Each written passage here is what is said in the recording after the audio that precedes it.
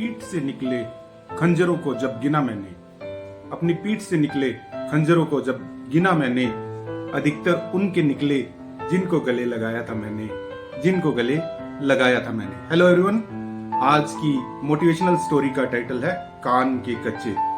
हम में से अधिकतर लोग जो होते हैं वो कान के कच्चे होते हैं, सुनी सुनाई बातों पे विश्वास कर लेते हैं और जो बात सुनाने वाला होता है वो बात का मीनिंग चेंज करके बताता है।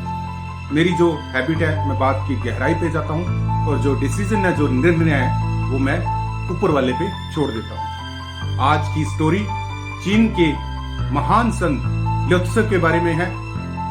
ल्योत्सो सॉफ्ट नेचर, ऑनेस्ट थे, ईमानदार थे और विद्वान थे। लोग दूर दूर से उनके प्रवचन, उनके उपदेश सुनने आते थे। उनके उपदेशों में इतना रस भरा था, घंटों बैठे लोग उनके उपदेश सुनते रहते थे।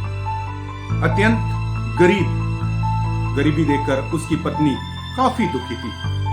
धीरे धीरे उनकी ख्याति दूर दूर तक फैल जाती है। यह बात शुंग प्रांत के राजा के कानों में पहुंचती है।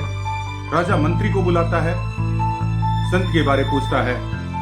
मंत्री बताता है ईमानदार, सॉफ्ट नेचर है, विद्वान है। लोग दूर दूर से उनके उपदेश सुनने आते हैं। उनके रहन सहन के बारे पूछता है, कहते हैं अत्यंत गरीब, छोटे से छोटा काम भी वह खुद करते हैं, किसी दूसरे से नहीं करवाते और कई बार तो भूखे पेट उन्हें सोना पड़ता है। राजा खजाने में से सिक्कों से भरी गठरी निकालते हैं और संत को देने के लिए कहते हैं। मंत्री संत के पास जाता है, अपना परिचय देता है और कहता है कि राजा ने आपके लिए ये सिक्कों से भरी गठरी भेजी है।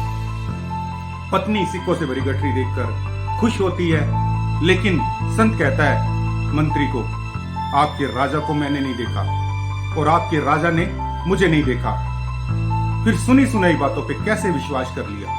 आज उन्होंने सिक्कों से भरी गठरी भेजी है और कल मुझसे नफरत करने वाले, मुझे न चाहने वालों की बातों में आकर वो मुझे शत्रु बना सकते हैं, मुझे जेल भेज सकते हैं। इसका जिम्मेदार कौन होगा?